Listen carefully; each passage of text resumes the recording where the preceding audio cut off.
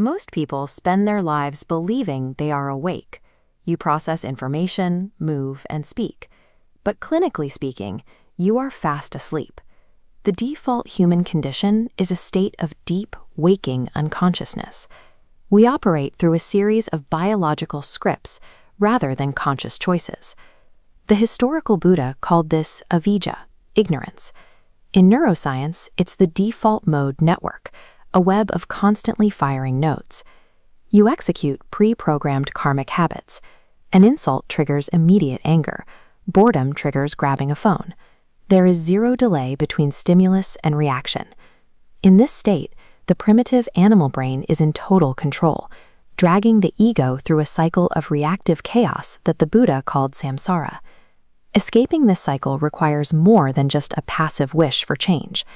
The Buddha taught that we must deliberately and aggressively force the conscious brain online to wake the observer. This intervention is a direct challenge to our own biology. It is a refusal to remain a hostage to the brain's energy-saving autopilot.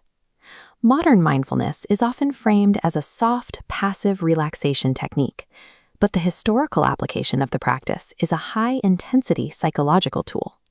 The Buddha called this tool samasati.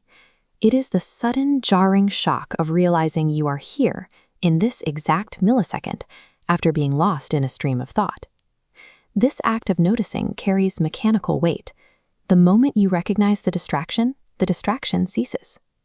This realization boots the prefrontal cortex online, shifting control away from the primitive centers. However, the brain will resist this state. It exerts a heavy biological pressure to pull the mind back into the low-energy sleep of the autopilot.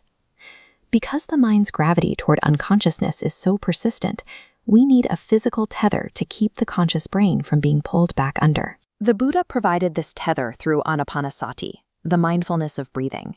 The breath is the specific biological bridge between two systems. As the diagram shows, it is the only bodily function that is simultaneously autonomous and subject to conscious control. It locks into the center of the mind's architecture. The ancient instructions for this practice are clinical rather than mystical. They require observing the breath with microscopic precision, discerning whether the intake of air is long or short, and tracking the physical sensation without judgment. By forcing the brain's entire cognitive load onto the physical sensation of the air, you deprive the default mode network of its operating energy. Past rumination and future anxiety both require cognitive fuel to exist. By anchoring the mind strictly to the present sensation of the breath, those patterns are forced to collapse. With the observer awake and anchored, the mind enters a stabilized baseline. From this position, we can begin the work of deconstructing the unconscious. Suppressed thoughts and fears will continue to rise from the mind's lower layers. To process them, the Buddha utilized sampajanya, or clear comprehension. While an untrained mind identifies with a feeling, saying, "I am angry," an activated brain deconstructs that feeling into its biological components. Anger is seen as a spike in physical heat, a rapid pulse, and an electrical memory. It is a biological event, not an identity. You observe these events from a distance, watching them rise, peak, and dissolve into the void, entirely on their own. This leads to a specific realization. If you are the one capable of observing the physical sensation of anger, you cannot be the anger itself. You are the space in which that sensation occurs, the vast consciousness where the temporary weather of emotion passes through. When the observer is fully awake, the space between a stimulus and your response becomes massive. You are no longer compelled to react. You have the clarity to simply watch. Consistent practice begins to weaken the autopilot's grip on your biology. By repeatedly choosing the observer over the reaction, you shift the brain's architecture toward a state of cognitive sovereignty.